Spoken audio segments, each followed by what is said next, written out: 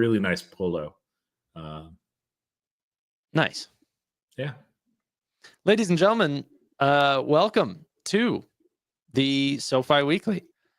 As you can see, there's two people here. Just going to say, we're on time. Roy, how you doing? Good, but I'm going to correct you there, Tanner. What's that? How? You're saying that we're on time. We're actually 2 days late. And whose fault is it that we're 2 days late? I think it was a collective One of effort. these two guys. It's the Tanner. It was a collective effort. You weren't satisfied with us being 2 minutes late, so you're like, hey, let's be 2 days late. So that's all I'm saying. All right, you know what? You got me there. But I almost had Tevis. Tevis, how you doing? I'm doing well, man. Feels like Friday. Yeah. So we have some SoFi news to talk about, but thank God the markets have stayed nice and calm lately. So we'll have lots to talk about there, and potentially if you guys are buying some SoFi shares. All right. Do we want to jump right into the SoFi news that we saw recently or this week? Yeah, let's cover all things SoFi first. And there's some good updates. Yeah. I'd start out first with website traffic, most likely. If we take a look here, I can make this a lot bigger.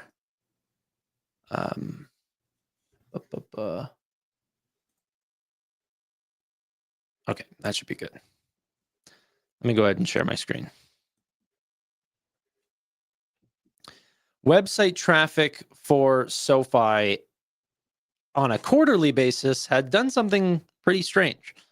It took a massive tick up in the most recent quarter due to their, where is it? Month over month, website traffic hitting 21.19 million, a major milestone for them. What were your guys' thoughts about this? Yeah, do you know? I mean, like, their marketing campaigns are working, and that's one of the things that's very clear. They're good at this. There's a reason why they do the partnerships they do. We can also talk about the NBA marketing campaign, but like they're doing well. And when you see website traffic like that, it's not the case with every business, but with SoFi, we've seen a correlation to member growth. And so I think that portends very good things for quarter one member growth. Yeah. Tevis? It also could just be Tevis going on there, like setting things up and, millions of times per day. Just hitting refresh a bunch of times. Yeah. I mean,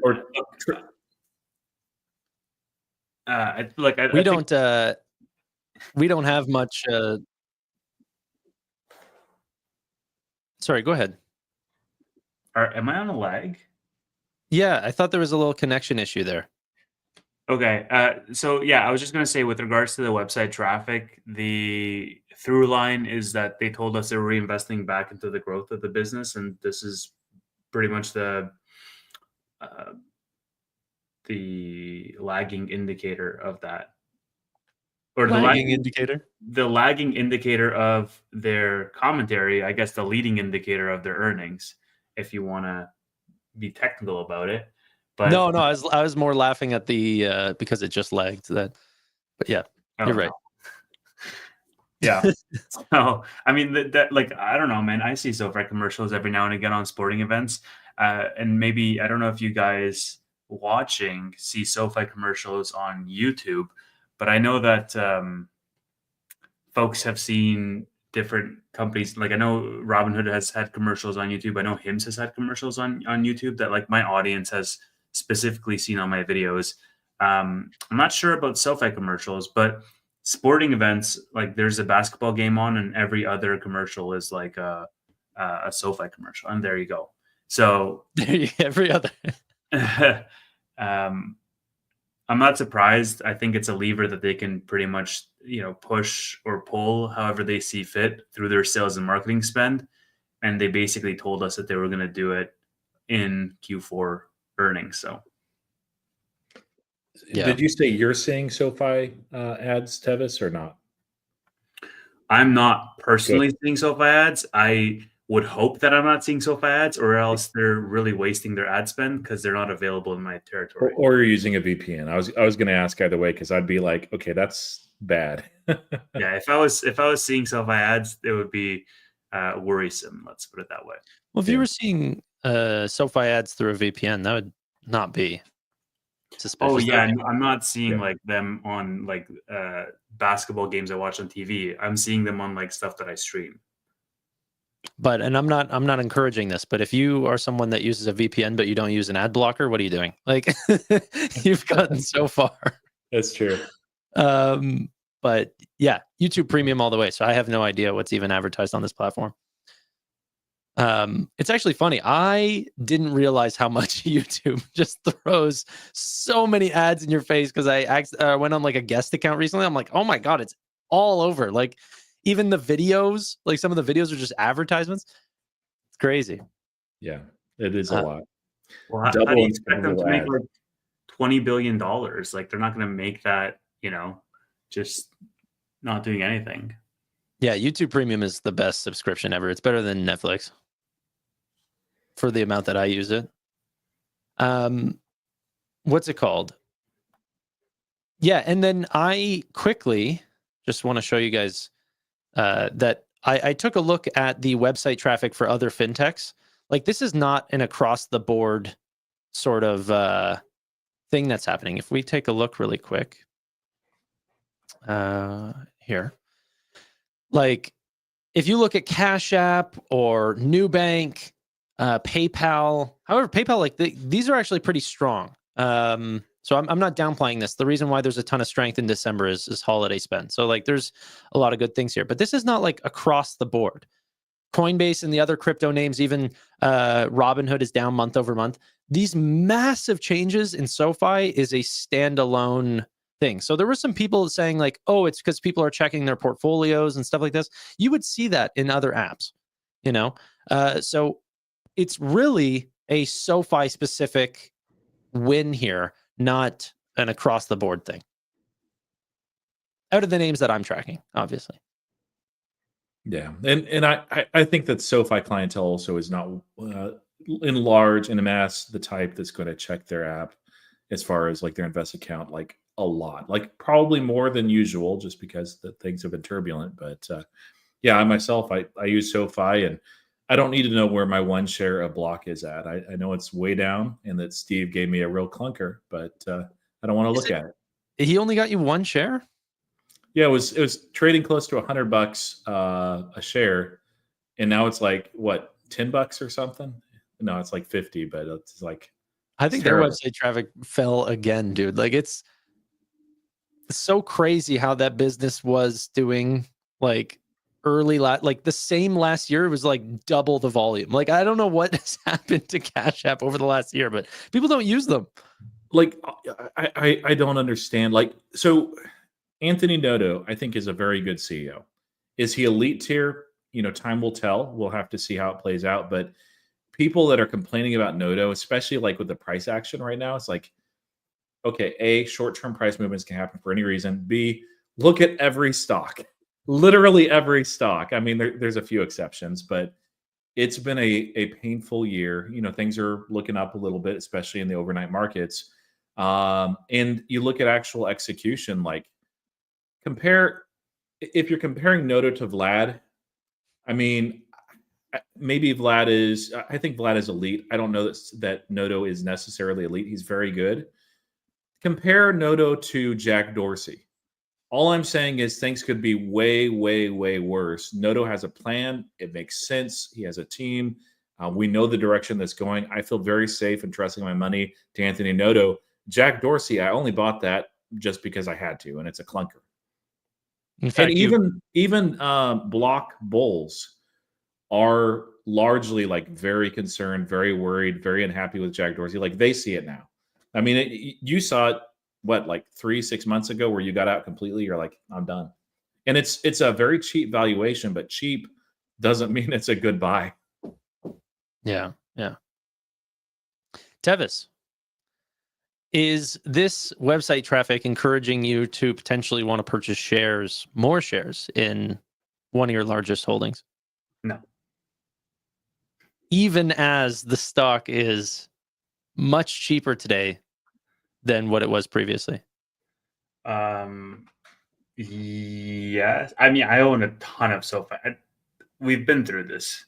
Yeah. Like I own an unhealthy amount of SoFi relative to the size of my portfolio and the allocations. And the size comparatively to other people's portfolios too, like some funds. Okay. I think that, so I haven't bought right. anything this week. I think next week I might put in some money to buy stuff, but I don't know. I'm Like like a not in bill. a rush really to like I've bought every dip except this one to a large degree. I mean, okay, so I have bought this dip if you're counting for shares that I've got assigned to me, Yeah. but Yeah. yeah, nothing SoFi related. I think the last batch of SoFi I bought was like 12 or so. That was the big green candle, right? That was your purchase that happened the other day. Can you stop with this? I'm gonna get like a weird stalker or something. I'm not rich. I live in a little apartment. Yeah. You So could house this chat. All right, let's go ahead. Go on. that's I'm not gonna buy more. So I mean, maybe I might buy more SoFi. I don't know. I haven't really decided, but I kind of wanted to just put more money in this week and then see what looks good. Yeah. Sorry, penthouse apartment. But now Are you buying SoFi? am I? I haven't yet, but I do feel like at this low rate, I think that 2025 is going to be really strong. And I could definitely put some into it. The problem is like, it's not that like I don't have conviction for SoFi. It's that I have ultra conviction for Nvidia and Robinhood right now. And Palantir. Not so much. Not so much. I definitely think if I were to pick between an AI company, I would pick Nvidia. I actually think that might be the best opportunity in that space in the market. Sorry, did you say, Tanner, that you'd buy Robinhood at 44 over SoFi at 10? In the 30s, I was definitely purchasing. Yeah. No, but like we're saying right now, right? I've been known to, but no, I'd probably purchase SoFi at 10 over Robinhood at 44. But yeah, I've bought no SoFi. I bought no Robinhood. I haven't bought PayPal, and I feel very, very compelled to buy some PayPal soon. What I have been buying, and the only thing I've been buying, is Nvidia. I've got a DCA on that I just buy the same amount every single week. Not worried about the valuation, especially right here. I've done a little bit more than that too when it like just gets really ridiculously low. And you know, to Tanner's point, like there is a price where I start buying Palantir again, but right here I'd rather buy Nvidia. Same with SoFi. Although I did, to de-risk some things, I sold out of most of my 2026 options with just a few small exceptions. And so as a result, my both because of the price action of SoFi and also of selling those leaps that were still up for SoFi, I have some room to add. And so I don't mind, like here, I think it's attractive. But I'm with you, Tanner. I just have to kind of let things play out. And it's still a large amount of my portfolio. So, but I can see if we have another more turbulence, which I expect that we will, and things get like really stupid. If we're looking at like SoFi in the sevens, I'll buy some leaps at that point. Long dated as I can, conservative strike, probably $10. And you know, over the next year, it may be very painful. 2 years out, I think that we'll be okay. yeah, I mean, I said this before. I don't know if I said this to you guys, but my plan right now is I want to try to get Nvidia to like 50% of my portfolio. And then I'm just rotating out of every fund that I have. So anything that is a little bit safer and like I'm just trying to increase that risk reward while things are cheaper. And I feel like Nvidia is a good place for me to put it. I understand the company. But yeah, I'm getting ballsy. So you're saying you're going more risk on or more risk off? More risk on. Way more risk on. Could I interest you in some TSLL leaps? Yeah. So whenever I say risk on, it's not even remotely close to other people's risk on. Mm-hmm. But I do have ETFs in my portfolio that make up for a good percentage, and I could dump those to increase my Nvidia shares, and that's essentially what I'm doing. But I do agree with Roy. Like, I think there's opportunities where I could get it at better prices than what it is today. Even there's a lot more turbulence going forward. So TSLL is an ETF. So hey, yeah, I'm also, yeah, it's not that risky. It's an ETF. So I'm seeing in the comments, a lot of people like, how can you not love SoFi around 10? And, like, what point for Google? And, just the hard thing is everything fell at once. So if, for instance, we all own Tesla, if the market had stayed exactly where it was and Tesla fell here, I'd be buying Tesla. And I said this in a different stream, I would be a Google shareholder if only Google had fallen and everything else was the same, nothing else unchanged. Like, yeah, it's really attractive. SoFi, if it was the only thing that fell, I would find a way to squeeze it in my portfolio, more of it. But when everything falls and everything goes on sale, it's like, okay, unlike Tevis, Tanner and I have limited amounts of money. We don't have like billions of dollars. Yeah. And so we have to figure out very selectively, like, okay, where are we going to allocate the heaviest? And what I typically do is I'll look and see what positions are underweight relative to where I feel like that they should be in my portfolio and allocate there. And so NVIDIA is one of those. Bitcoin is one of those. PayPal is probably a little bit underweight, honestly, at this point. That's why I'm not adding to Robinhood. Very attractive. SoFi, very attractive. Google, I find that there's companies that are potentially fundamentally hurting in this sort of environment that we're in right now. And then there's ones that are doing really great that are also getting sold off with the rest. And so, like, for me, I'm sure Apple will do great tomorrow, but like that one is a potential one that could see some real problems depending on where that goes. So right now it seems to have a good outlook, but I don't want it anyway. Tesla is like, there's real problems. There's uncertainty with how well they're going to do going forward in the short term. And by short term, I mean 24 months. NVIDIA, I'm like not seeing the problems at all. Like Google, I'm not seeing the problems at all. A lot of people are talking about the problems. Like ChatGPT is going to eat their lunch. We're not seeing it in the numbers.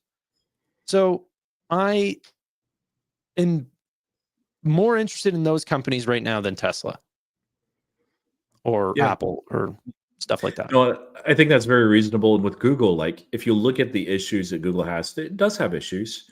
They're actually not as bad as they were a year ago. They're heading in the right direction with 90% of that company compared to where they were a year ago. So that's why I'm neutral in Google. But at this valuation, it's like, I mean, Google's not going away. HIMS is another one that Commander Shepard mentioned. It's like, if HIMS was the only thing that fell, boy, I would own a lot of HIMS. Mm-hmm. Now, you know what's so funny? Steve said, he's out of Tesla and Apple. What's funny is, like, even though I am not bullish on Tesla right now, it's still one of the largest positions in my portfolio because I don't sell, baby. I truly mean it. Like, I'm not leaving. Everyone's saying I'm capitulating on SoFi because I see good things from another company. I haven't sold a thing. Okay. Unlike me. I mean, remember how much shit I got for selling at like 14 or no, was it like 15, 16, something like that? Deservingly so. Go ahead. In November. And then I bought back lower and nobody's saying shit now that it's back to 10. I still, it was a bad call even back then. I don't care if you made money. You don't need the money. Like, what was the point? Dude, you know why I did it. You know, you didn't need the money. You're putting in the comments like somehow you're going to get harmed from all your money, like they're going to get past your security guards. It doesn't even matter. I was just Like- in such a rush to go pay taxes that I was giddy about it. So I was like, okay, you know what? Let me maximize the amount I pay through capital gains. I'm sure all your wealth is offshore doing what billionaires do. Oh my God, stop. I'm seriously going to get some freaking weirdo stalker in this chat who's going to be like, oh, I believe Tanner. I don't know if you And know then they're the going to find where I virality. live and they're going to be like, here? I must have the wrong address. Well, I mean, you got the brains, you got the looks, you got the money. I mean, like, you should have like a cohort of stalkers at this point, honestly. The here it must be the wrong address is whenever they read that your address is in Canada and they're like, here? Why would you be here? There's no rich people here. Yeah. Well, I mean, that's why they know he's not a billionaire, because he wouldn't be in Canada. Dude, I love this chat so much. Like, no one told them to say this. All of them at the exact same minute are all just like, yeah, he's telling the truth. Yes. I mean, some people have to fight in life. Other people are tall, handsome, and rich. And, Tevis has it all. So, whatever. That's the hands you're dealt. But, ladies and gentlemen, he's a good role model nonetheless. Do we not have any more SoFi news, you guys? Yes. We're 20 minutes in. So I did want us to talk about this. Hopefully that looked a little weird. I can't add it for some reason. Okay, sorry. Let me reach it. Okay. So I'll have to blow this up a lot. Okay. So this is from Vicent, his remarks to ABA back on April 9th. So actually pretty recently. And I thought it was pretty interesting. So a lot of this, and this is actually pretty short. I mean, it looks long, but it'll take you like 3 or 4 minutes to read through, maybe 5 minutes if you go slow. But a lot of what it was is really focused on a couple of things. That's like nothing. Canadian dollar. Yeah, exactly. Essentially, like what happened in 2008 with the great financial crisis, there was a reaction to that, of course, because bank failures are just bad. Like, they're bad for everybody. They're bad for economies. They're bad for countries. They're bad for communities. They're bad for individuals. And even if they're not happening in your country, they're still really bad.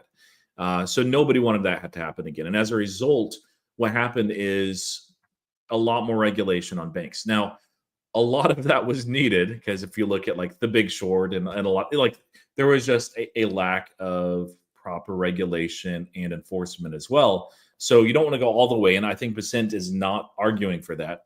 But what he is arguing, he talks about non-bank entities instead of neobanks, but that what's happened is that the shift from like very little regulation has shifted all the way over to the other side, where there's maybe not quite oppressive regulation, but it's gone to the point where having a banking charter puts you at a disadvantage against a lot of neobanks, that they're a lot more agile. They don't have near the regulatory scrutiny. And so, case in point, one of those things that we can see, he didn't mention crypto or stablecoin or anything here, but I'm sure it was a part of, what he was thinking of, is crypto. Like, SoFi had to divest from the crypto platform, and I'm sure they're chomping at the bit to add it, but like, there's an extra level of scrutiny when it comes to how they handle that product. Also, he cited very specifically the mortgage industry. He's like, hey, the mortgage industry, there's all these non-bank entities that are able to offer things. And actually, I think that he said the majority of mortgages are being offered by non-bank entities. And that's not really where we want to go. Like, the point of the regulation was to preserve banks, not to stifle banks to the point where they're at a disadvantage against non-bank entities, and then nobody wants a banking charter. So he specifically also called out community banks and smaller banks as well, as something that regulation should take in mind, like the actual cost of this regulation or over-regulation as well. So he said the cost of investments in technology to comply with new reporting and other requirements, the difficulty of the time, the expense of recruiting specialists for compliance roles, the expense of third-party loan file reviews at the suggestion of examiners, the lending foregone to avoid undue supervisory scrutiny of relationship banking, and so on. These all add up. The cumulative effect is a significant drain on the resources, time, and attention of management away from serving customers. For many community banks, even a single new compliance staff member is a significant increase in expenses. He talks about common sense principles. He talks about not repealing is the wrong word, but moving away from Basel III endgame, that there are issues in it that's problematic. One of those is like shifting a lot of the regulatory burden from the United States over to international governing bodies, which are not elected. So did you guys, did you have a chance to read it and look at it? And B, like, what do you think the impact is for SoFi if this is the trend that's set by the administration for banks? I do cool stuff with my time, so no, absolutely not. I did not read that. I let you nerds read stuff like that. But yeah, no, I do think that it's potentially good that, banks have been at a disadvantage this entire time, and that, hopefully it is the opposite. I think the companies like PayPal and Cash App need to prove that they are compliant, not the other way around. Well, obviously, being compliant is obviously a thing, but an extra burden for companies that are trying to do the right thing. Yeah. The burden shouldn't be even more so. So I wanted to add one more thing that I forgot right here. I like this. We will take a close look at regulatory impediments to blockchain, stablecoins, and new payment systems. Payment by bank is one of those that's a big one. Which is to the benefit of SoFi. Yes, very much so. So this is basically the summary for those who didn't read it. I mean, like, you didn't like my summary? You zoom in? I actually read it. Come on. Yeah. We don't read things anymore. We have AI. Yeah, seriously. I actually don't do this to articles because I find that it can pull things that I actually don't think are the key points. Well, that's why I also have Roy here. Yep, it's a good mix of both. Right. You're right. Shift from large to small or community. Common sense, efficiency, fairness, smaller government limiting bureaucracy, reducing compliance burdens, tailoring regulations based on risk and bank size. Mm-hmm.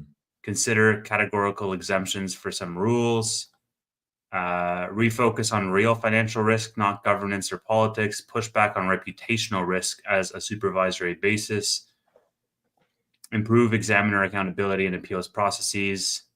Challenge the Basel endgame implementation. Cool. Tailor capital rules to community banks. Explore opt-in capital rules for smaller banks. Oh yeah. So the second point there under 6, that was a big one too. The explore deposit insurance reform, higher business account limits. So they're looking at revising. It sounds like FDIC insurance, which is interesting. Right. Here's the blockchain one. Learn from 2023 bank failures to improve resolution processes. Extend U.S. capital markets access and strength. Revamp anti-money laundering rules to focus on true risk. So if you look at bottom line, and I haven't looked at this chart in a while, but there's a couple of people on X that will aggregate numbers from several different, within the same peer. I'm sure you could probably do this on Koifin too, but look at revenue per employee. And SoFi and other banks, you can see where they come out versus the Robinhoods and even the PayPals of the world. It's usually lower, and a lot of that is the burden of overregulation that causes a lot of. And now PayPal has a lot of compliance people too, so maybe PayPal is not the best just because they're international and they do regulation well. But there's a cost to it, and so imagine if, let's say 50 of SoFi, they shift regulation. So it's not stifling regulation. It's toned down somewhat. This allows SoFi and other banks also to enter these alternative payments, blockchain, stablecoin, pay by bank, and so forth. SoFi is going to do that a lot better than almost every bank out there. And all of a sudden you have maybe a little bit more scrutiny is needed, I think, on the neobanks that are out there. There's frankly, it's very sketchy with that, and also with buy now, pay later. there's so little scrutiny on those products, and that's kind of scary.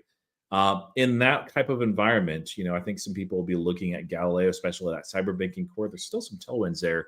I think SoFi is going to do well under this administration. They're not going to say, "Hey, no regulation for anybody." That's obviously not going to happen. But yeah, this is a good move. Yeah, definitely. And this was always the case for, I think being a bank over not being a bank has always been a positive. It's not good to be on the riskier side of regulation, I find. Even rent-a-charter setups were always under scrutiny. And if they were to have changed that, where the PayPals of the world or the Cash Apps of the world would not have been able to operate the way that they are today, let's say, SoFi would not have been under any of those changes. It puts them at a big advantage. It is for the type of business that SoFi's been involved in, with the student loans and with lending in general. You're just at a substantial advantage as a bank versus a non-bank, which is good. That's the way it should be, honestly. Where do you see it being a disadvantage in terms of just the type of product adoption and international expansion? Yeah, compliance burden, international expansion, and anything crypto at all, advanced contracts. SoFi will never offer them anyway, but they can't. They might. There's no way that they would be allowed to do that. So it limits their scope, which is fine. SoFi, should be very focused on lending products very specifically, and they are. And there's a lot that they can still build out, with business accounts. I think to rule out them offering event contracts is a little early. Maybe the sports side, maybe not. Okay, but the financial that's side, fair. Offering events contracts. SoFi. It's not going to happen, bro. I mean, good luck to you guys. Event contracts are spreading like wildfire right now. You're going to see them at Schwab. IBKR is doing them now in Canada, all over. It's going like crazy right now. Everyone's offering it. This is what Robinhood does, and even if they didn't, it would still be spreading. But when Robinhood SoFi doesn't offer new products, they offer crypto. They offer a margin. It's not like they don't touch products that could potentially harm users. They do. No, I feel like it's so against their brand, though, against their mission. It's not. Here, I'll show you something, because get your money right. Get your money right by betting on basketball championships. No, that's not what we're talking about. That's not what I'm talking about. Even we've talked about it elsewhere. I'm against I don't like the sports style tied in the way that Robinhood does. I'm neutral over it overall, just because it is accretive for as far as revenue, the flywheel ecosystem. These are under the economics indicators that Robinhood has. So any of these, maybe not U.S. gas price, but any of these Fed decision in May, Fed funds rate in May, inflation in April, CPI, jobs numbers, U.S. GDP growth in Q1, all of those, none of them are super degenerate risky, and they're actually. I might actually use some of these, and you can use them in several ways, but one of those is also as hedging. Yeah, but they're binary events, right? It's like semantics that we're arguing at this point. Yes, I get the counterpoint of being well, an options contract is a binary event, Tevis, and we still offer those. I understand that. I get it. But not level one. Yeah. Roy, these things come in order, okay? But I think it's a slippery slope to be all right, well, we as a company that has a motto of get your money right is now going to offer you access to prediction markets for what the Fed is going to do next meeting. That is such a slippery slope. It's a 2 millimeter shift from doing that and be you want to bet on a basketball game? They're both kind of time bound, temporary, binary events. I think it's unlikely. I don't think they'll want to not be in markets that every other brokerage has access to. So the reason why I think it's really unlikely is... But this is not a brokerage function. The reason why I think it's very unlikely, though, is they don't offer level one options. Because it's not a priority. They have people allocated in another direction. They've talked about that before. Eventually, maybe they will before we get a man on Mars or a woman. But... it's just not top of mind. And so you would think, as far as being able to implement that product, because they already have options, they have level 2 options, it would not be as challenging as getting events contracts and making sure that they are working and functioning right, even with Kalshi or somebody like that functioning on the back end. So I think it's very, very unlikely just based on that premise that it's just not a priority. Yeah, and like I'll just take them at their word when they say. I mean, I think Noto is pretty blunt the last time he called out the level 1 options by saying that, essentially by reading between the lines, saying that it's not because we can't do it, it's because we don't want to do it right now. And what I took to mean by it was, we're making money hand over fist on the lending side. We're going to keep focusing on the lending side because the brokerage side is not that big of a needle mover for us.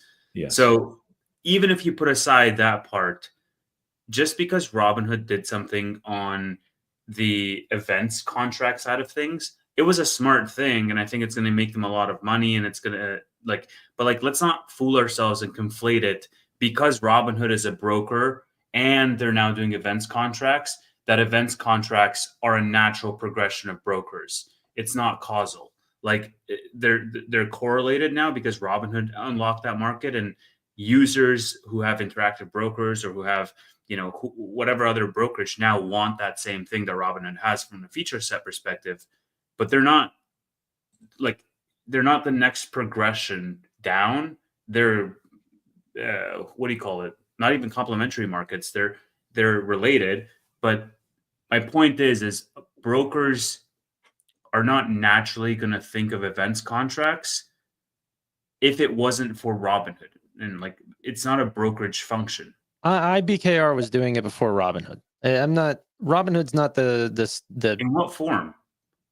In the exact form of betting on CPI, betting on jobs, but they have event contracts. But I'm saying Robinhood is taking it one step further where they're betting on sports events. I'm not saying that SoFi will do that. I think that SoFi will do it the professional version of doing CPI betting and all of these things. It becomes a very nuanced gray area as to what different people deem as professional versus degenerate. Okay, all I'm saying what is, year are you talking about, Tanner? Yeah, I don't even know. It could be 26, 27. I don't know. I'm just saying they will get it. If they're saying, hey, you know what, level 1 options is not a priority for us, but it's coming. I think that event contracts are coming, and that everyone looks at it as this demonized product, the way that people looked at event. I find sometimes I make comments that might be controversial and then they get blown up like this is a hill that I'm willing to die on. It's not. I'm just saying I think that they are a product that people will look at like Schwab offering crypto. At first, that was definitely not going to be a thing. And now it's like every brokerage kind of has some access to crypto services as well. And I think event contracts are going to be very popular. That's all. They're absolutely going to be popular, and every single broker is going to have an army of feedback requests from users that want these features yesterday. I don't disagree with that at all. What I'm saying is it's a very slippery slope for brokers to start offering this stuff, because where do you draw the line once you open those floodgates? Let's say you offer it for, is the Fed going to cut rates next meeting? Then you might offer it like I'm looking at Polymarket right now. They have US recession by 2025. Yeah, but they can dictate where those boundaries are. Exactly, why can they not? Exactly. And then it becomes a curation conversation around where do they draw the line, and different brokers will probably draw the line in different areas, and it will never be enough for users because users will want more, to the point where then it's going to be like, hey, what color tie will Powell wear at the next Fed meeting? Is it going to be purple or a different color? Because that's on Polymarket right now. Plum, clearly plum. It usually is. I don't even get your point. I'm just saying some form of event. I don't care how deep they go into it. It doesn't matter what users request. It's what SoFi wants, and this is a huge revenue generator. So I get it. My point is this: brokers, the product teams on these brokerage platforms, the tech teams, are basically making a decision. Do we want to open this Pandora's box and go in this direction, knowing that they will then have to add new markets to this, knowing that they're going to have to then support this, and then having a predefined area where they're going to draw the line as to like, hey, this is what we as a brokerage deem professional versus what we deem degenerate. And that decision normally should be made before you launch an entire product line if you're not setting it up for failure. Does that make sense? Sure. It's a strategic move, and they got to think through the different pieces of that strategic move. Like Robinhood is not saying like, oh, wow, let's just launch events contracts.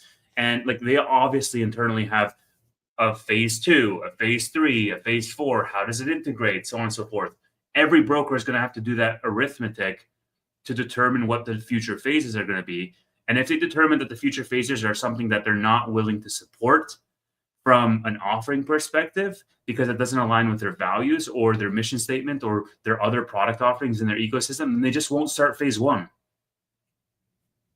By the way, on your prediction as far as when the crypto platform would relaunch for SoFi, I don't want to talk about it. Thank you.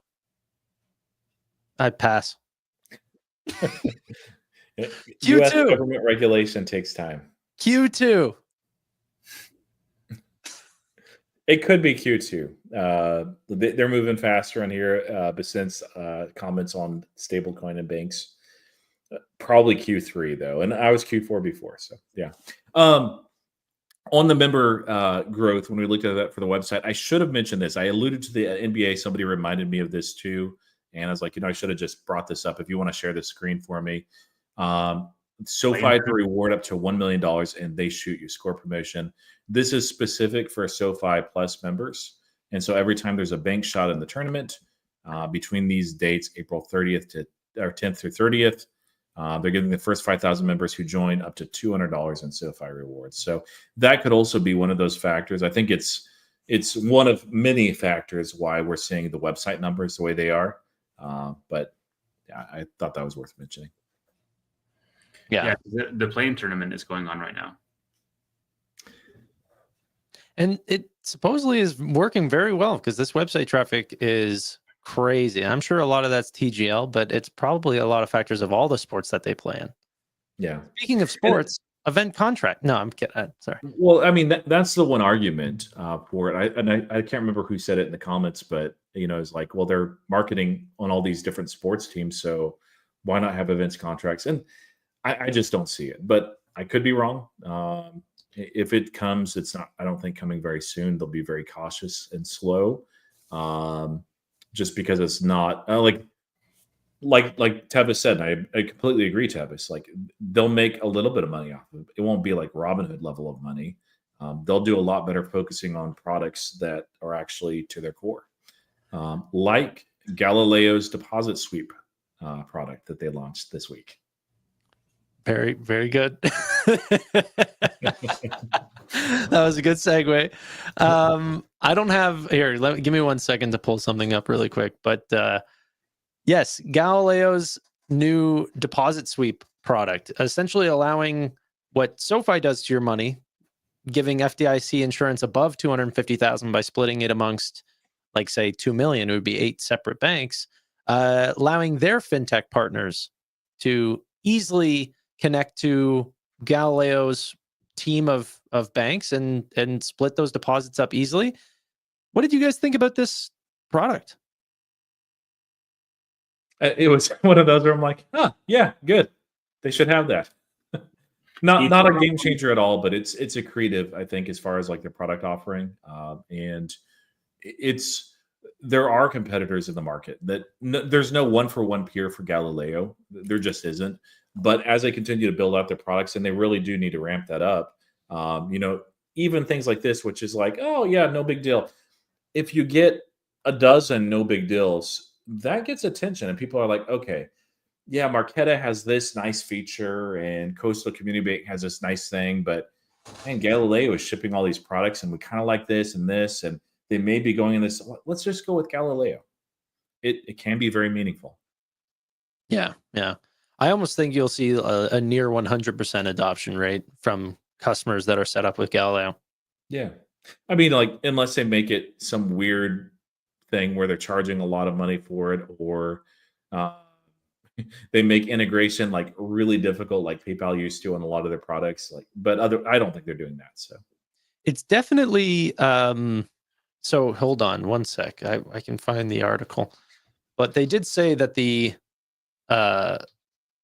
like turning this on will be essentially a toggle, and then for their customers, they can either automatically opt in or selectively opt in, and it will cost them. This is a service that like not everyone will go with it because it'll cost money. So if you're, I don't know, a Chime, maybe a percentage of your user base doesn't even get above 250,000, or I mean a large percentage, if not every single one. But yeah, so but I can see that, you know, the fintechs that do want to offer products to a larger or a more affluent user base, that this is just a product that will be a guaranteed cross sell. Yeah, I mean, aren't you guys concerned that, like, yes, they're going to be making money on the Galileo side, but it's an offering that's going to lead to more competition for SoFi being a differentiator on the B2C side, right? Because, like, That's every product for Galileo. Yeah. So you don't like Galileo? No, I'm not saying that. How do we get here? Well, because you're saying that they're offering, Galileo is offering products that SoFi offers to themselves, but that is Galileo. I understand, but this, I don't know, like, especially after 2023, the FDIC insurance, I think, was a big thing that reassured a lot of people. And it's sort of been this tit for tat type of competition around, okay, we're going to go to up to $1 million. Okay, we're going to go up to 2 million. Okay, like up to 3 million, whatever, for FDIC insurance limits. And now it's like, okay, well, whatever it is, let's say 3 million is now the floor and everybody is going to have it. And it's not going to be a differentiating point anymore. Obviously, it's good for Galileo or for SoFi through Galileo. But as more and more of these things come out, I think like SoFi as a whole is going to lose, or maybe this is the conversation that we can have, right? Like SoFi as a whole from their B2C segment is going to lose more notches under their belt for what differentiates them. And maybe that's just a weak ass excuse for them, like that we're making for them, because they don't have real differentiators. And if they had real like product offering differentiations that are strong and compelling enough, then we wouldn't really care about the FDIC insurance or whatever their yield is or their APRs. I think that's a good point. I don't know, like how.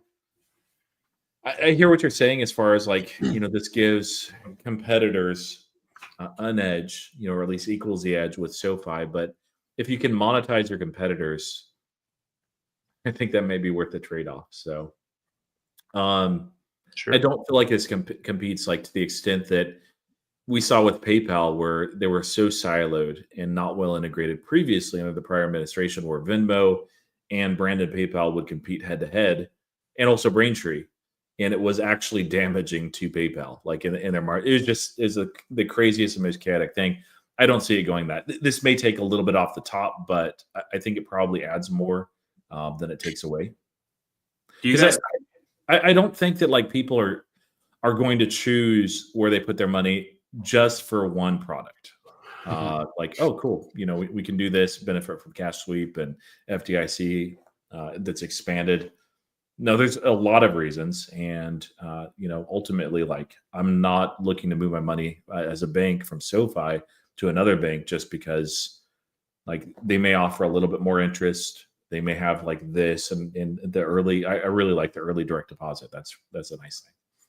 Do you guys think when they're making Galileo's roadmap, their product roadmap, that Derek White and David Foyer, their CPO, like get instruction from Noto? Or like, do you think that the SoFi executive team is thinking about Galileo's roadmap in such a way that doesn't harm SoFi's B2C business? Or do you think they're mostly independent swim lanes?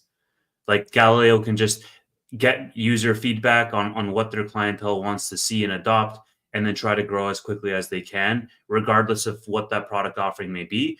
Or do you think Nota's like, actually, no, this one might hurt our B2C business, so like let's hold off on this feature and like let's work on these other features instead? I think probably the former of just putting out what they can, because obviously you look at like secured credit, for example. This is a product that Galileo offers that not even SoFi offers yet. And yeah, I don't know. I think we're putting way too much emphasis on this FDIC thing. I don't even think it's like that big.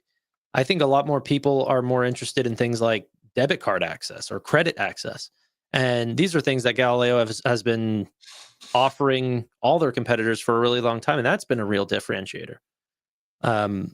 But, you know, this has been the roadmap for a really long time. What I've really just come to realize is like financial services is just way too big. Like it's just so big that potentially it takes away from some overall, you know, revenue pool, but there's just enough to go around. Roy? Yes. Gotcha. That's one of the things. This is going to rehash like an old argument, so I don't know that we want to, especially like this close to an hour, go through it. But it feels like SoFi is somewhat siloed. You know, these were acquisitions; they weren't initially built in house with Technisys and Galileo. It feels like there's not much silo on the tech side with Technisys and Galileo, but especially with these kind of press releases, like it mentions Galileo, and then it's owned by SoFi Technologies in a way that seems very reminiscent of PayPal, where it's like Venmo. Oh, by the way, it's owned by PayPal, or Braintree. Oh, by the way, it's owned by PayPal. Where it's, yes, I understand that this is their tech platform. They're shifting the burden of their tech basically onto this platform as well. The integration is going well. It takes time.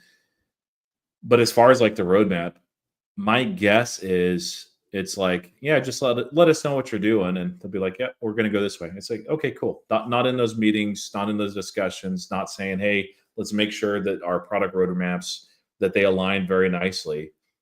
I don't think that there's much of that. I do think that there's less of a silo than PayPal under Dan Schulman, but that still is not a compliment.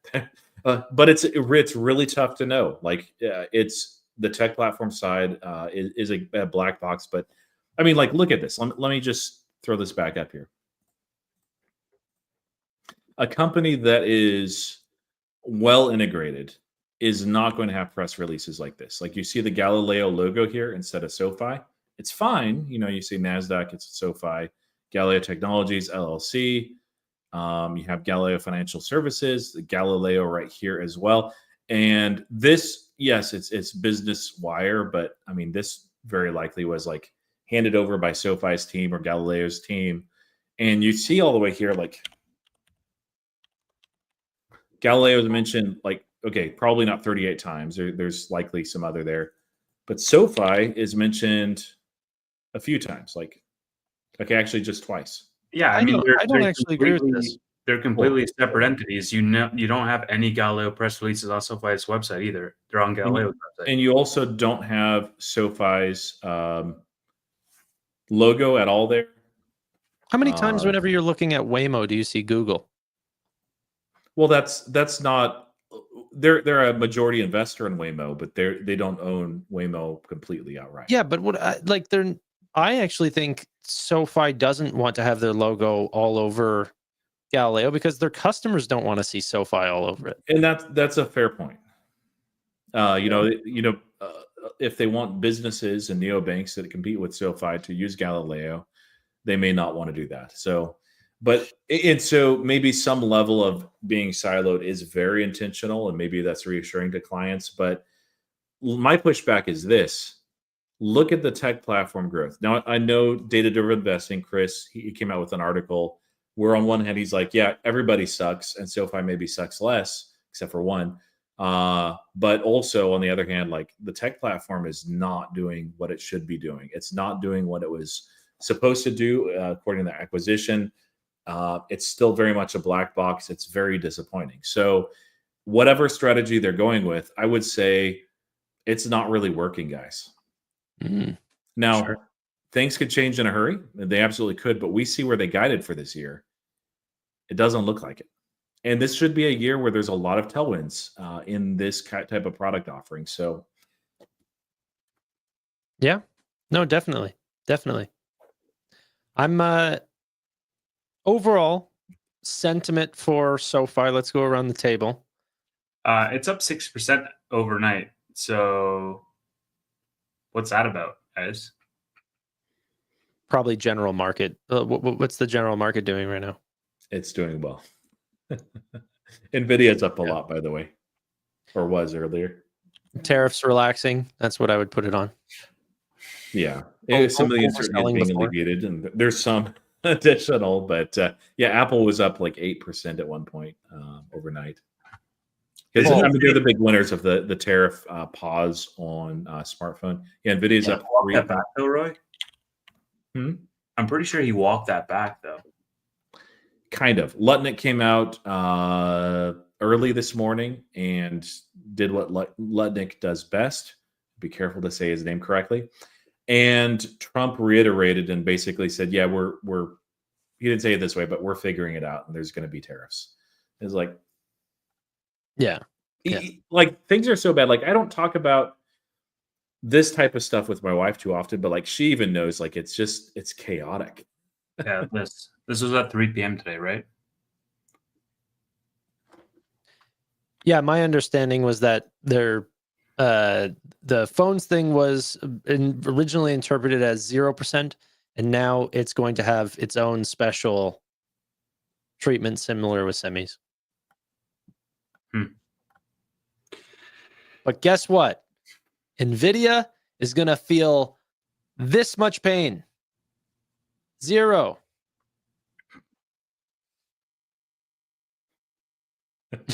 Yeah, seriously, Else's, but I it does feel like that. Some like it's insane. Initially it was insane the frequency at which this guy changed his mind, and now it's insane like the velocity at which is happening. It's like a 24 to 48 hour window of this is what you can expect going forward, and then it's something completely different. It's just wild. I think Trump does very well in this type of environment. This is what it was like in 2016 to 2020. Everyone was freaking out about uncertainty.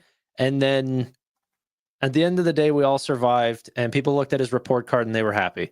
And it's like everyone forgot about how you felt during those 4 years, which was a lot of uncertainty and a lot of change. And it's going to be even higher now because he has more power, more control, and hopefully everything at the end of the 4 years is fine. But there's going to be a lot of news in these 4 years. That's for sure.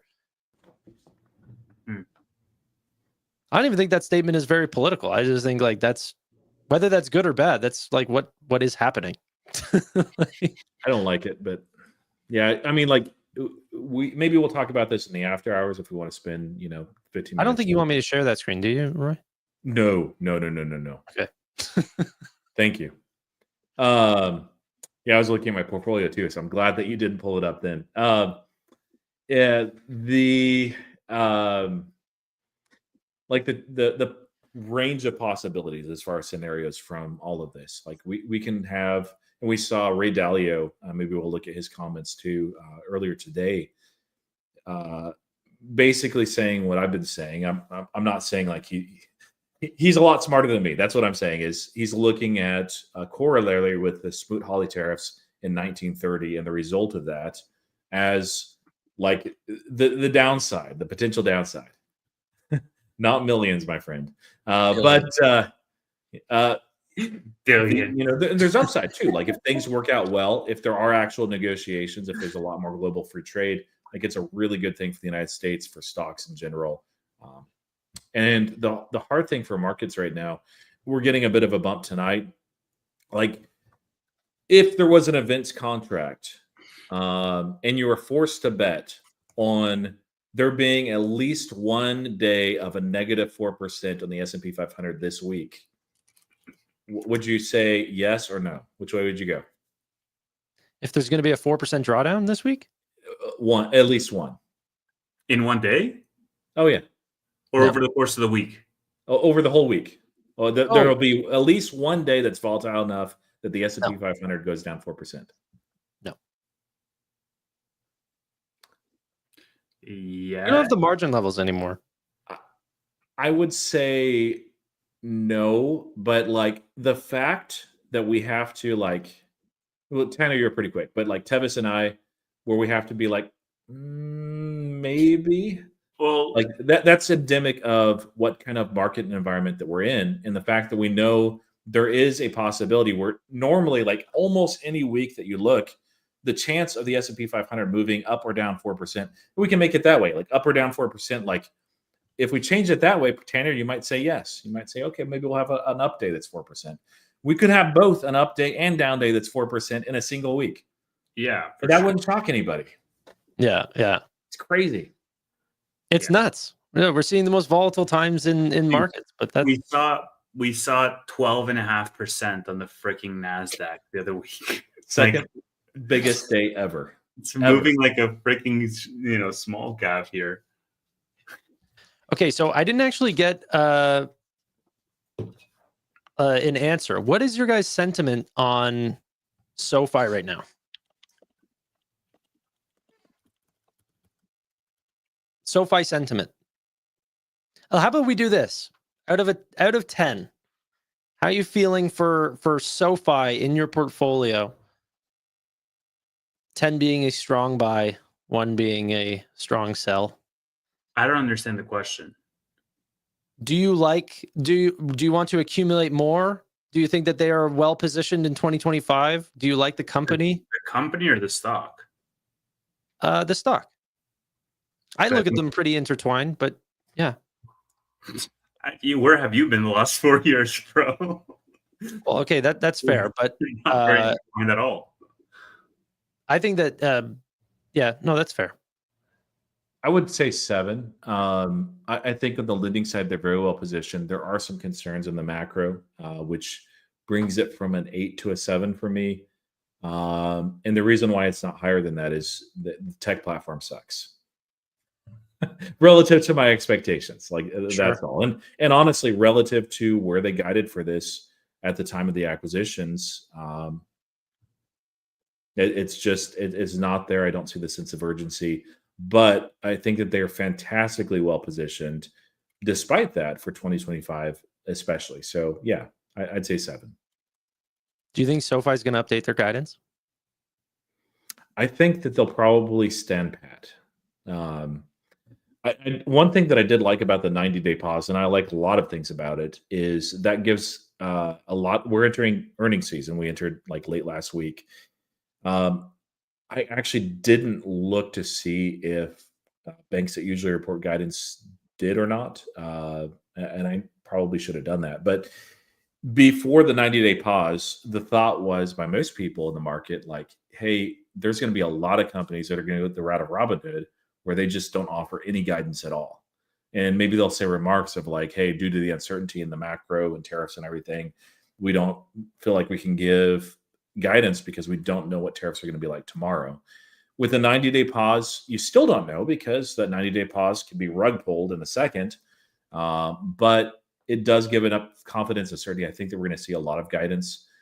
But I think the most likely thing for conservative company like SoFi and conservative Anthony Noto is just to say, okay, it's still pretty uncertain. We gave pretty conservative guidance. Why don't we just stand pat on that?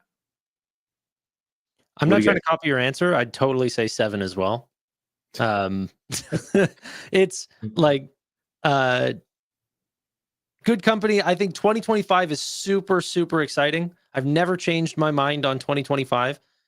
You know what's so funny is like there was I forget what it was. It was like website traffic came out and it was bullish, and everyone was like, "Ha, suck it, Robinhood." Like so much for the call that Tanner said, and I'm like, dude, this Robinhood's still coming out with Robinhood banking. It's not happening in March. It's happening in like October. Okay. So I have not changed my view on the market of SoFi versus Robinhood. Robinhood is running way too fast for, I think, any company to compete. I really do think that if there's going to be a company out of the two that steps into the top 10 financial institution, it's going to be Robinhood way before it's SoFi. Way before. Yes. Well, and they're international. Like it just the banking regulation. It makes things like, but even without that, you're right. Yeah. That's up to them. SoFi's in Hong Kong. Like you made your own decisions. You weren't always a bank. Robinhood's already like 5 times bigger, aren't they? Yeah, they're bigger. In Yeah, terms of but market cap. like 2 years ago, that wasn't the case. Yeah, but they're 4 times bigger. So like, sure, even if they go 1-to-1, let's say from now until the end of the next 10 years, then yeah, by default, Robinhood's going to be bigger.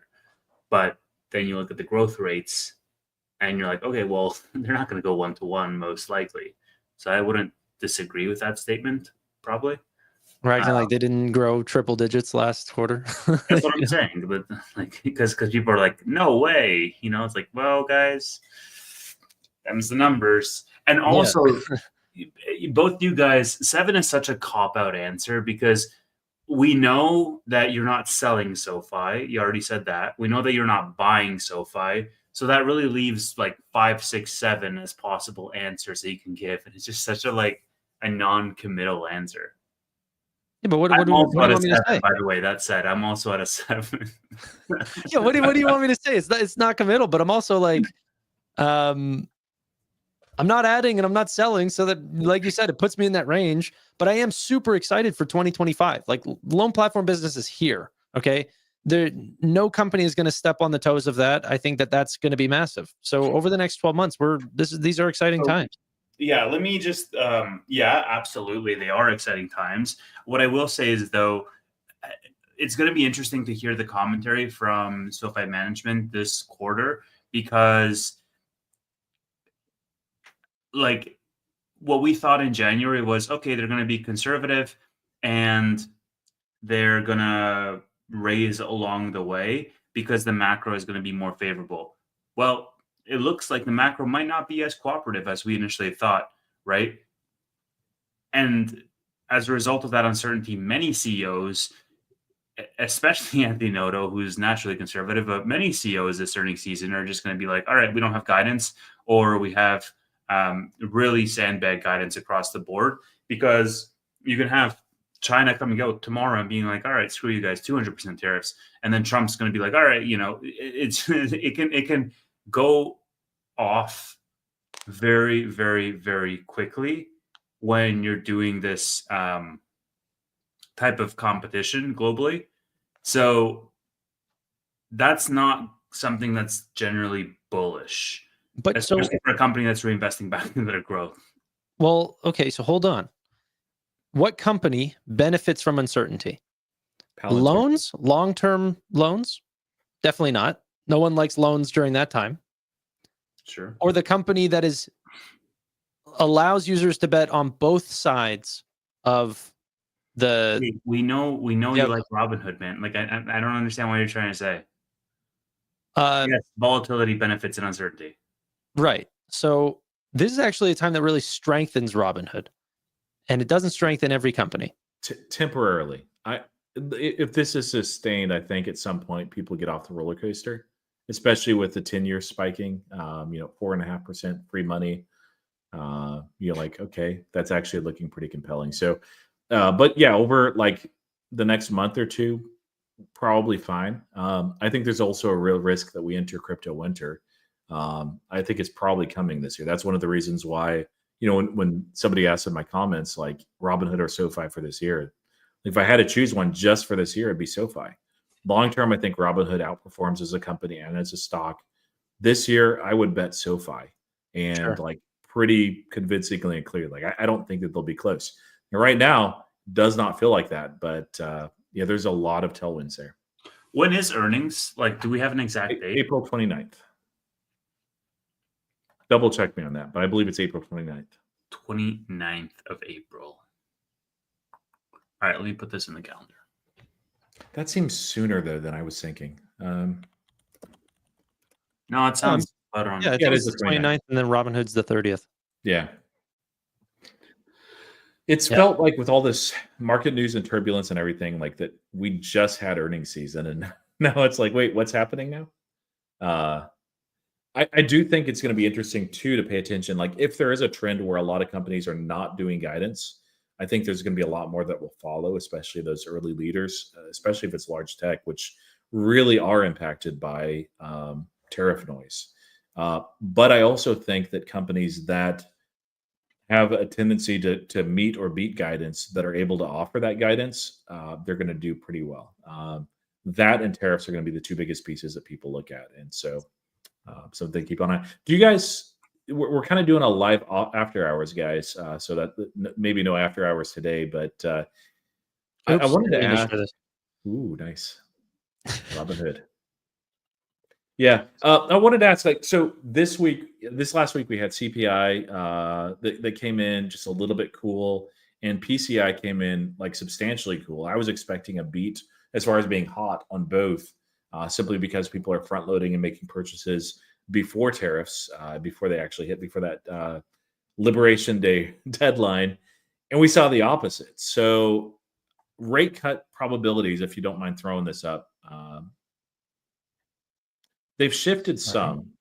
This is looking at for the December 10th meeting, so end of the year. We're currently, of course, at 425, 450. Basically, nobody is expecting that we stand pat. A few people think one rate cuts. Several more think two. Three is certainly the average right now, and then four also has a good number. And you can see where we shifted over the last month. It's not as much as I would have thought, especially given the inflation reads. So we'll have to see whether that's transitory or not, whether tariffs actually do add some inflation pressure. They probably should, but those were very surprising to me. So what do you guys think about how many rate cuts we get? Remind me, was it 2 rate cuts that Noto's guidance was based on? And if so, do you think that this factors 1.5? Was it 2.5? 1.5. 1.5. Okay. Yeah, that's like Tevis' 7. It's like, it's a cop out because it's not 1 or 2. But I mean, like, we're not getting, obviously 1.5 is impossible, but we're not getting, I think, just 1. I think very few people expect that. 2 would be pretty surprising, but there are some that they actually think that. I think 3 or 4 is pretty likely in this environment. Yeah, because the Fed guided for 2 in January. And yeah, okay, cool. So yeah, I mean, like I said on Bootleg a couple days ago, like I think my vote is obviously that we're going to get more. I think that's pretty in line with consensus, just because of what's happening with the whole tariff situation. I think, like, Trump is kind of deliberately doing a lot of this to have more cuts, and we sort of all know the game theory behind that, but I think it's going to play out. Like, I think the Fed and what I said on Bootleg that I'll repeat here is, like, the Fed is in a really tough position between a rock and a hard place, because if they do cut more than they planned and then inflation climbs back up again as a result of the tariffs, let's say, then that's like the worst position that they can possibly be in, because they don't want to go back and then raise again, and just, it'll be a headache. Fish Fan Man says Doge unemployment numbers are coming. Do you guys think that that's going to happen? We've seen that tick up. We saw the jobs report, and there's more to come. A lot of that was due to Doge, specifically in Washington, D.C., although there's elsewhere as well. I think that's a factor, but I think, kind of like with tariffs leading to at least some temporary, which for some reason we didn't see this month, but I'd be pretty surprised if we don't at least see some next month, reinflation, just simply because of the tariffs, even if it is temporary and transitory. But yeah, I think that's coming. I think that also, I think they look at both of them. They're like, okay, probably we can ignore some of the job numbers, the unemployment numbers, and we can also ignore some of the inflation, which they didn't see at all, when they're coming in deciding about rate cuts. So I would be pretty surprised if we see any cuts in May. They probably should do a cut in May, but it's the Fed. They're going to be late, usually. Yeah. Yep. By the way, guys, to the running SoFi stock, it's not just SoFi. Like, everything is running right now. Like, Apple's up, Nvidia's up, like the whole market's up. So I wouldn't be looking too much at just the individual companies. And that goes both ways whenever you guys yell at my face, because SoFi's down, the entire market is down.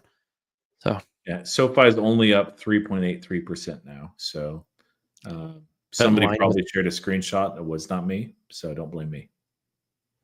About in line with where Nvidia is. Yeah, honestly, like Nvidia actually has a good bit more volume than SoFi. SoFi doesn't have a lot in the overnight market, so don't get too excited by these moves. Probably will have a green day tomorrow, just because there's a little bit of a coming factor. But I mean, like, I think Trump mentioned that Monday they're going to announce like the semiconductor. Like, it just there's always something. Like, he needs to go on vacation and just do golfing or something for like 2 weeks. Take Lutnick with him. Vicent can stay. He's fine. And Navarro. Yeah, take Navarro too. They can just all go on like a really what they need to do is go to the Masters where you can't have any electronics at all and just have that last like 2 weeks. That would be perfect. Yeah, yeah. They were all at the UFC last night, and I posted about it, and people thought I was making like a political statement, and I was like, no, man, like I just think it's cool that they're all attending a sporting event that us little people also watch. Because it was like he was there, Tulsi was there, Cash was there, RFK was there. Who else was there? A whole bunch of people were there from his cabinet. I mean. I just thought that was cool. So, I mean, them attending the Masters, I wouldn't be surprised. This is a joke, by the way. I'm not.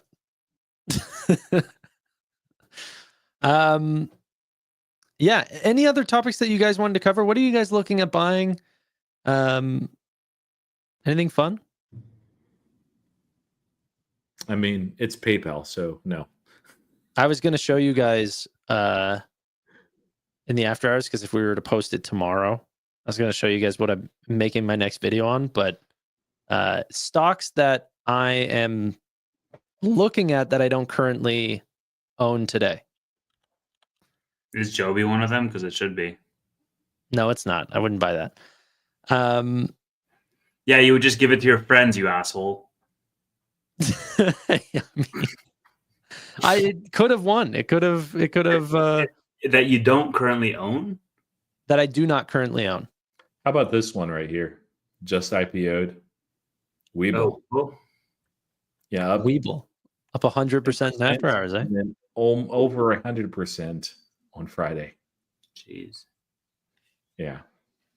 It's wild, man. Like, how is it that we live in this market that it's so crazy? Like, once you feel like you've seen all the markets, you just have like a new evolution that you've never seen. Like, we simultaneously live in a market that the indices are going down 4% because the sky is falling. And yet every single new IPO that I've seen over the past 2 weeks has been like up thousands of percent in like, what was the last one, Roy?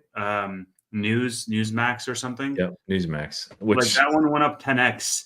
And then Webull is up 100% after hours. Like, how can we be in a market that simultaneously is like, you know, this stuff is flying and everything else is falling? Like, it just, I don't know, man. Well, look at Newsmax though. You may have looked away. That's a wicked peak right there. Jeez. I told a buddy of mine, I was like, you're gonna see this back at 20 in no time. And they're like, no, not 20, like maybe like 100. I was like, dude, I guarantee you this is gonna go to 20. Like, this is Jeez, bro. Yeah, it may have been mispriced in the IPO, but like the funny part is the peak was April 1st, and I made an April Fool's joke. All right, going all in on Newsmax, and some people thought I was serious. Yeah, Oh, no. I think I did a similar thing. I was like, I'm just going in on GameStop and wait, what was the other one? Was it GameStop and GameStop is actually, I'm kind of curious where that's at, because I think those were running GameStop whenever moved. They have a good bit of beta compared to the market. So yeah, it's up 1.44%, but yeah, over the last week it's up 15%. It was up when everything else was down and not moving as much up as everything else. Like Palantir had a good week. It was up like close to 40%. Of course, Wall a lot Street of creates its own safety stocks, or Wall Street bets, I meant to say. Yeah, dude, the new brokerage space might be interesting, and I'm happy Webull's here because it'll give me more comps to compare Hood to, you know. Yeah, it's really useful. I remember when they were talking about valuation, when they were initially discussing doing an IPO, And I'm like, okay, if that's the case, then Robinhood should be like triple from here. And it did. So I'm like, okay, I'm not going to complain about whatever price tag they're putting on Webull. Robinhood did it. So Yeah. yeah. So I'm actually really curious. I love seeing this successful IPOs, depending on how you define success. But it's nice that IPOs are coming on companies that people actually want to buy, and that at least initially they tend to do and perform pretty well. And you even look back to like companies that IPO'd the previous year.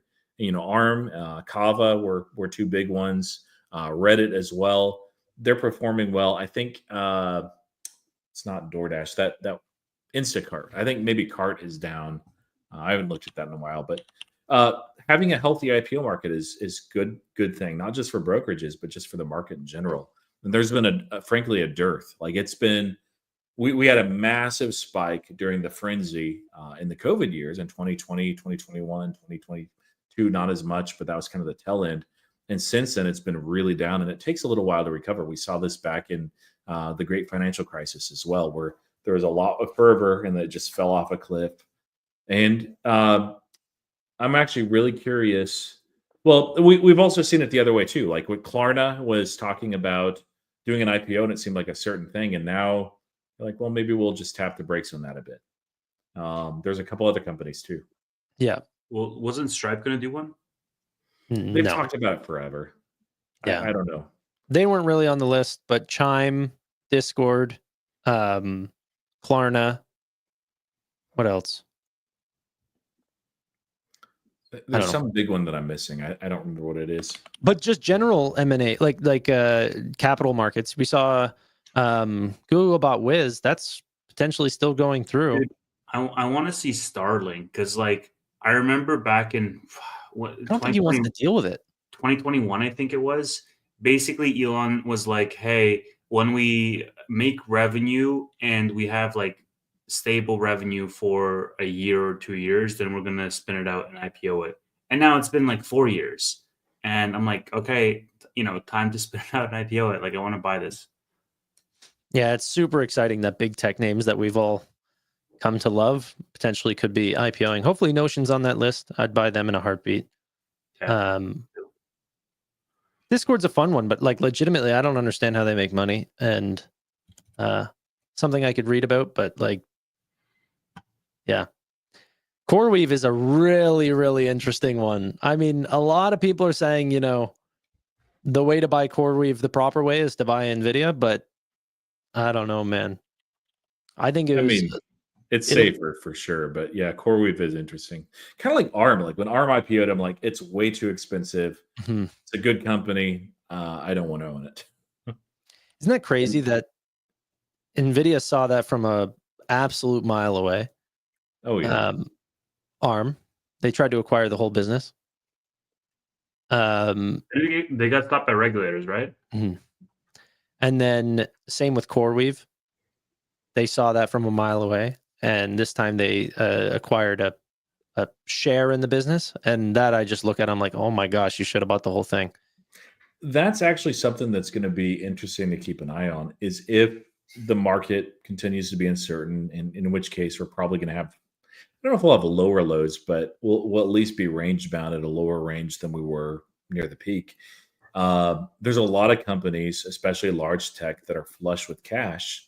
And there's a lot of companies out there that are trading below what many would perceive like their proper evaluation. And we're also in an environment where there's a lot less scrutiny as far as it potentially as far as mergers and acquisitions. So I'm kind of curious if this is prolonged, if we're going to see a whole lot of M&A over this next couple of years. Here's another real question. Would you guys can we talk private markets going public? Yes. Would you guys buy OpenAI? No. OpenAI? Absolutely not. No, it's like what, 300 billion valuation now? Yeah. No, I think there's definitely better. Like if we're talking private markets, you're definitely going to have better returns on like even like AI plays in private markets. There's so many. Like I don't know, man. Like, I feel like it's so much is going to become commoditized in the AI space so quickly, like much, much quicker than any other space. And we're seeing it right now. There's startups that are popping up like left and right every single day. I can't keep up, and I'm literally like, it's my day job, and it's like I feel it's going to become commoditized very quickly. And I understand the counterpoint there to say that, like, hey, OpenAI has a real competitive advantage because they're the actual like LLM, and every other pop-up is like built on top of those models. But still, I think 300 billion for that, and I might eat those words in a year or 2 years, and I probably will, right? Just the state of the markets and where they're in. I don't know. I would rather buy Grok, honestly. I think we're in an interesting space where everyone wrote LLMs off as commodities, and They are. now it's looking like, there might actually be some sort of moment where the more users and the more space market share that OpenAI has, it extends their lead. There will be companies that are built on top, but that only goes to further their lead. Like, I'm sure a lot of businesses have been built off the back of Microsoft, but Microsoft still made their share. Yeah. And I don't know. I still think the easiest bet is NVIDIA. Like, I see all these developments, like OpenAI getting $300 billion valuations, like just the insane movements. The demand is insane, and we are like so early days. And well, then you I wouldn't say you're so early days. Like, it's got that level. Like, in our company right now, I just had to literally get us more licenses last week because I'm having my entire team and encouraging them to just have one screen open where it's the panel for either Grok or OpenAI or something, because there's so many like manual repetitive tasks that they're just not used to. Like, a lot of the people in the company are just not used to querying and prompting correctly. And I'm just like having them improve their prompting abilities to the point where, like, in our company, half of the company now has licenses for OpenAI, and that number is increasing. And I know many, many companies who are just actively encouraging prompting. Like, they're embracing that transition as opposed to rejecting it. Like, my CEO gave me shit last week. Full disclosure, my CEO gave me shit last week because my executive presentation was too convoluted. And I'm like, what? And he's like, look what I did when I put it into OpenAI. It broke it out into bullet points for me, and it like really simplified it down. And I'm like, is that what you want? I thought you wanted more details. And he is the first one to say, you should be every document you send me should be through the prompt, basically, because it's in the format and the output that he wants it. And so I think that it's like I am a strong believer that, okay, companies on a company level that don't embrace it are going to be left behind, because it's going to become status quo to embrace it going forward. And so many companies right now are now, like, after a couple of years, familiarized with the platform and starting to use it on a daily basis. And there's people that like don't invest in the market, don't know anything about stocks, that I speak to on a daily basis. But guess what? They ask ChatGPT for everything. Yeah, I don't think that that's the way to think about it. I think the way to think about it is like, yeah, a large percentage of the user or of the world, especially developers, are using AI. That part, I don't think that that's early days. I think that the token usage for these and the overall depth of usage is going to 1000x. And that's the part that I'm really excited about. Like, right now we're talking about creating images, and this is going bananas.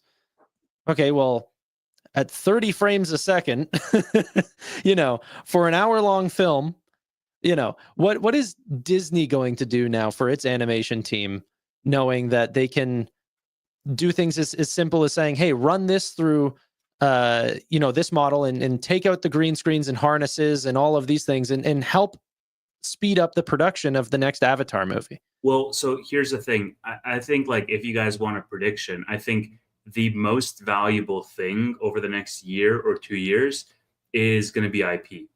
IP is going to be so incredibly valuable because, like, I was seeing posts around cartoons from the 70s and 80s from comic books that are now animated movies that are dubbed with AI, that are the whole movie is made with AI, all the interactions, and they basically have like a full episode of Tom and Jerry, and I think that, like, as we get better and better at this, from the voice, the music, and the actual animations all done through AI, IP is going to become so incredibly invaluable because those are the original characters that people love and follow, right? So, I mean, like, it is a commodity. It just is. Like, if you pull this up, this is what's my go-to, and I like to use this to compare models. But it's the LMSys leaderboard, the arena score, 223 models. Models is not. This is so dumb. This is not. This is dumb, dude. Look at the amount of users per platform. It's like 98% on OpenAI, and then all of these other ones that are putting up good models, no one uses. That doesn't matter. That's actually not true. As you continue to put up good models, especially those that are a lot less expensive than OpenAI, like, this is not such a deep moat that there's a high degree of switching cost. There is a little bit of one just because they do have memory. I did see ChatGPT note that they've improved or expanded memory. Like, I use ChatGPT, and they've made it so that you can tailor it a little bit more. That's honestly their moat. That is their only moat.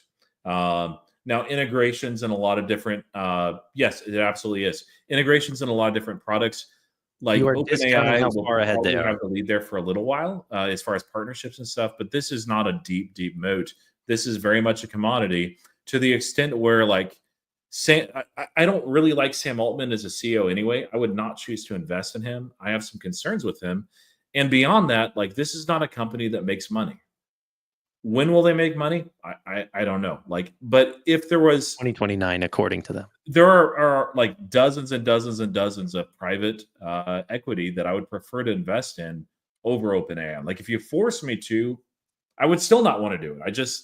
I have no interest in owning this kind of a commodity. Now, if I was going to pick a commodity, and as far as like the LLMs, and I was investing solely based on that, I would bet and invest in either NVIDIA, but that's kind of cheating, or Google, because Gemini is very good.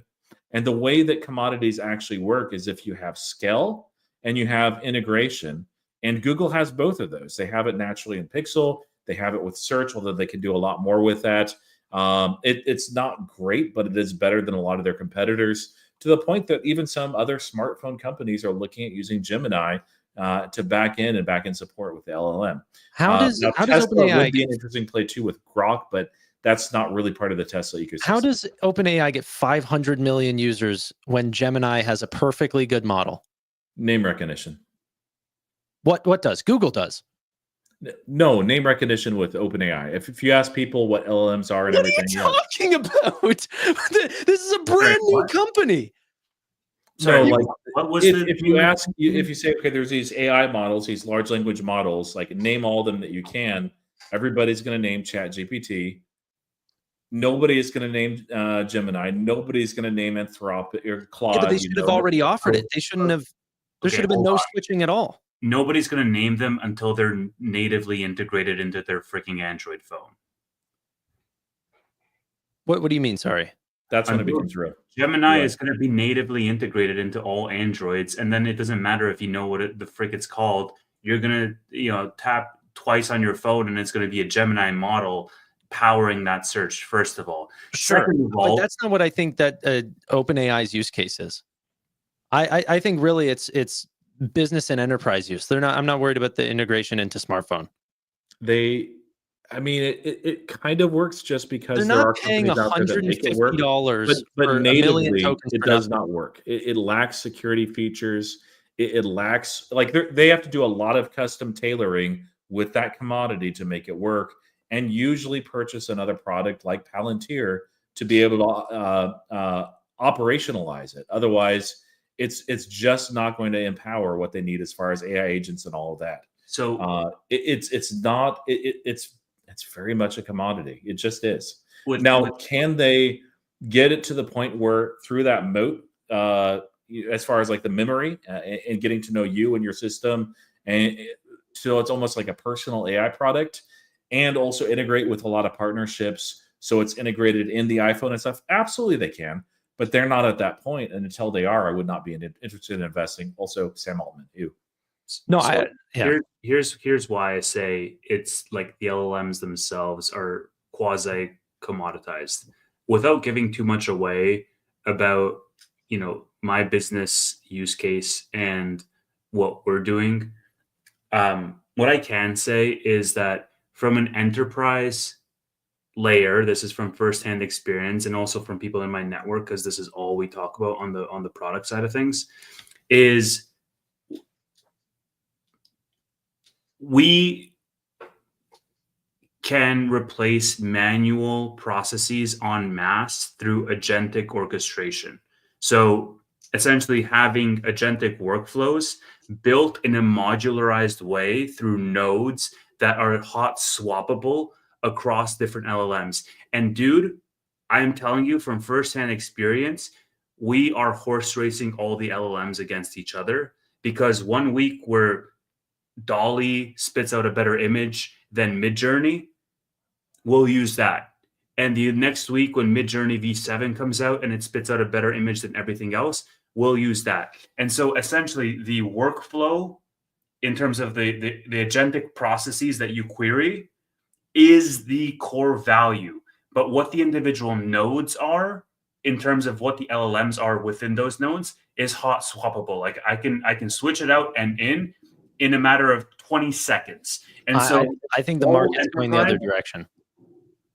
There's a reason why there's a reason why SoftBank just gave $40 billion to OpenAI. You can be looking at it from the SoftBank. I'm telling you, like, not just from the ground, how people are using it, how enterprises are using it right now. I get it, but I think that this is, someone said it's Microsoft 2015. I actually don't think so. I think this is Microsoft like early 1990s, where they're still like, the competitors will drop off. I think that's actually why Amazon went from Amazon Bedrock to then coming out with Amazon Nova as well, because they realized that they actually needed a horse in the race rather than just using all the, or just relying on the other LLMs. Like, I actually think that it was too early for the market to determine whether these were commodities or not. I think that might actually, change. No, the market did not see it as commodity initially.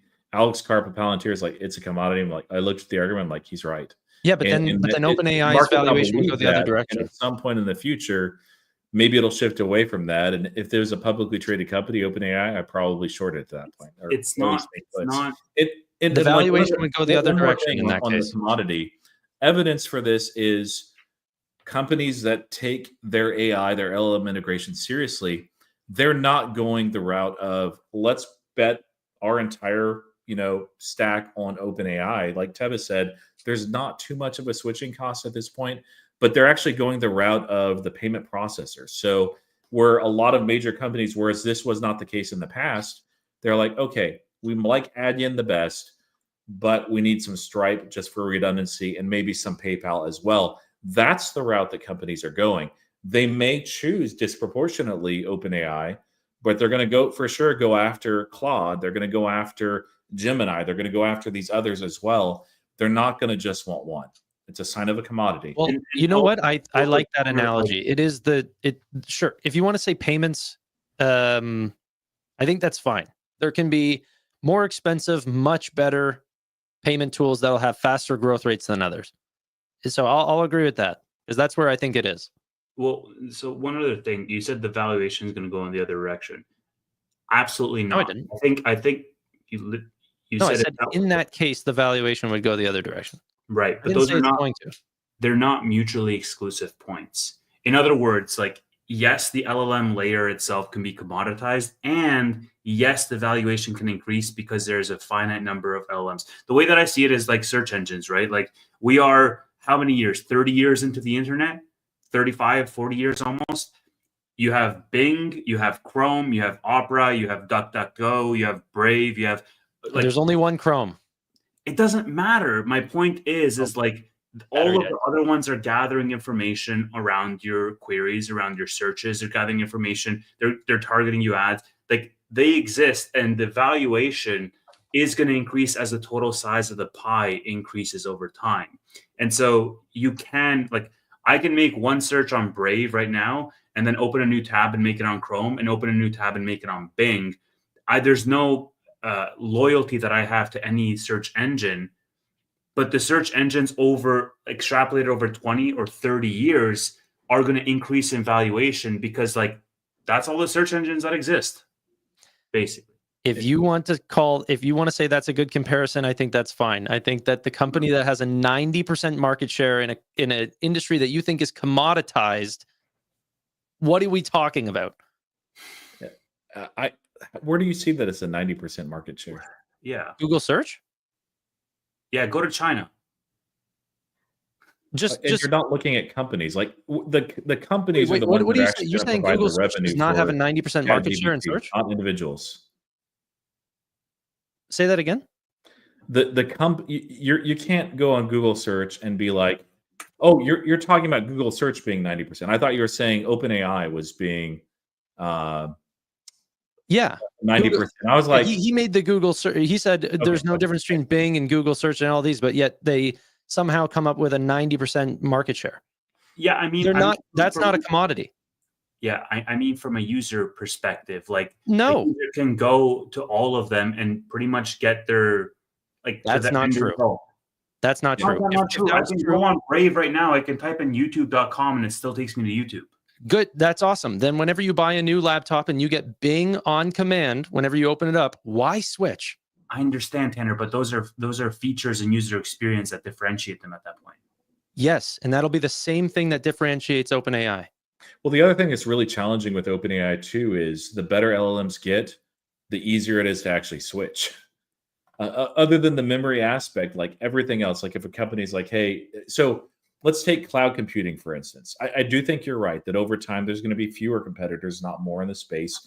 I don't think we're near there yet, but maybe in a year, we start to see that number actually inflect and go down just because there is a tremendous cost to it. And as it is not really monetized very well at all, it's a drain on expenses, especially in this kind of environment. We actually might see that happen sooner rather than later. But fewer competitors doesn't mean it's not a commodity. We see that with cloud computing, where initially there were not many competitors. Then all of a sudden there was a lot, and now there's more than three, but there's essentially three, and it's very much a commodity. Now there is still a switching cost to that, although it's not severe versus like on-prem the way it used to be. But with LLMs specifically, those LLMs, those agents. And especially with certain integrations, you can very rapidly move your entire organization from one LLM to another. And the better the LLMs actually get, the easier that is to be able to do, simply because the LLMs themselves are capable of doing that. So I think that's because people's businesses are integrated to artificial intelligence on a query by query basis. This is all going to you're not going to 1000x query by query. It's going to be multiple providers for the same reason, just like the payment processing stuff. Yeah, I mean, that could be the case, but I think that large memory is going to play a big part in this. And I think that the enterprise level that OpenAI is trying to go for is what is going to attach them to things like the large cloud providers and everything like this. And if you're doing I don't know, I don't have a stake in OpenAI. I'd bet a lot to say that they are going to continue to stay on top. Are they even on top right now? Yes. To who? But who's second? I mean, if you look at how good the individual LLMs are, it's OpenAI is right at the top. It's changing every week, is my point. I don't even agree with that, but yeah. How don't you agree with that? Just because they have the image generation? No, I just think that they have always been on top, and a lot of people are catching up, but I don't think they've ever been surpassed. Yeah, I don't think it's an insurmountable moat. Is the thing is they're good, but there's a lot of good competitors out there. Yeah. We know that Apple Intelligence will never catch up. the real I the know real that. winner is going to be Nvidia, and that's like Yes. the usage levels across the board. If there's two industries that I could pick are going to be winners here, it's chips and cloud, and that's such a brain dead thing. The more I look into it, I'm like, this is ridiculous. So the other thing with OpenAI too is like valuation. Like when we've seen speculation and talk on valuation, if they were to IPO, it's ridiculous. It's not valued like a commodity at all. And even if you think that, okay, if you think, Tanner, that Tevis and I are wrong about it being a commodity, that it's going to be the next best thing, it's valued very expensively. I would much prefer to invest in something like Figure, which is up substantially from that Series A fund that they had initially. I think that they're a very compelling mover on, robots. I'm not saying they're the biggest. I'm not saying they'll be the best performing private company. Or Anduril. Like Anduril has just such ridiculous competency when it comes to manufacturing very innovative hardware in an area that hasn't been disrupted in a very long time.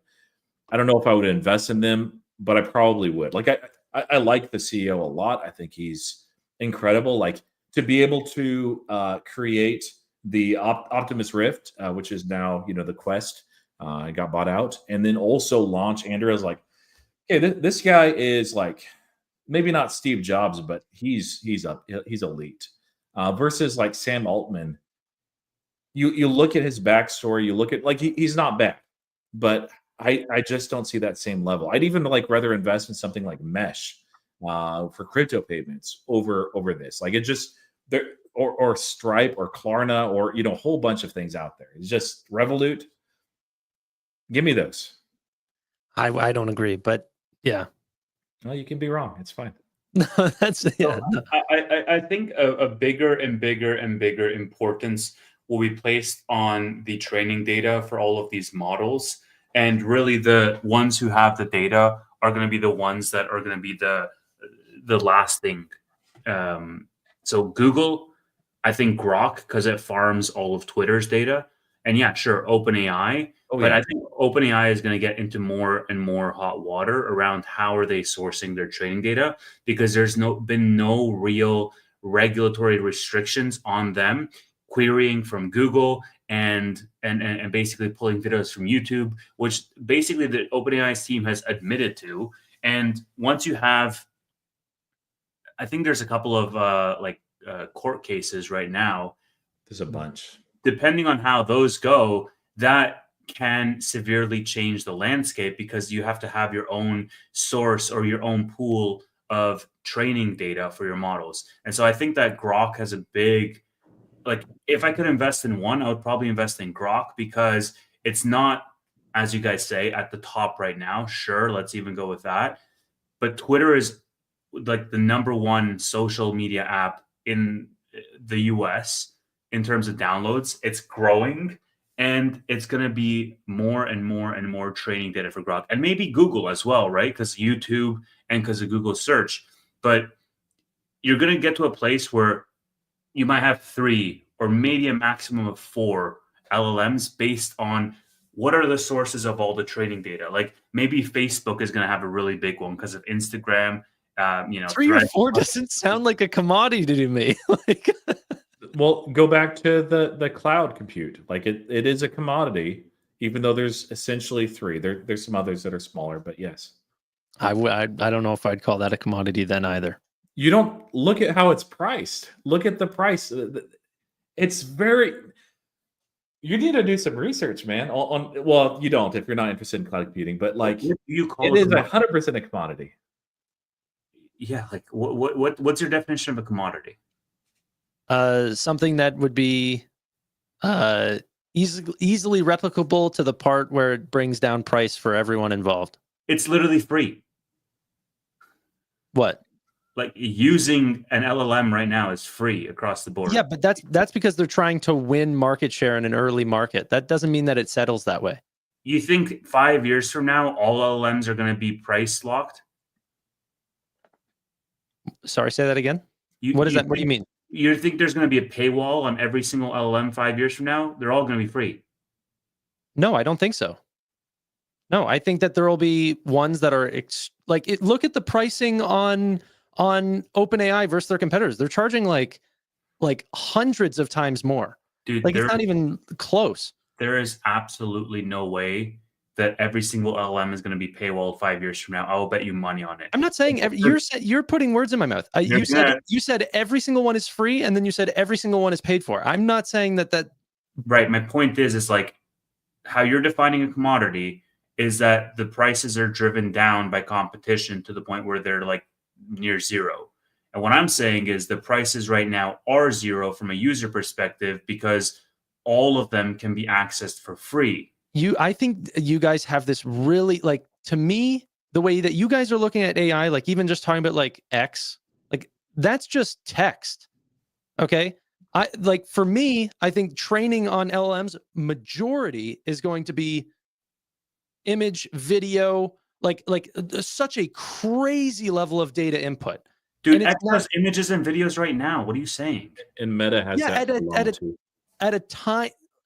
Not really, honestly. They're training on it to right now to start. It's barely at that level right now.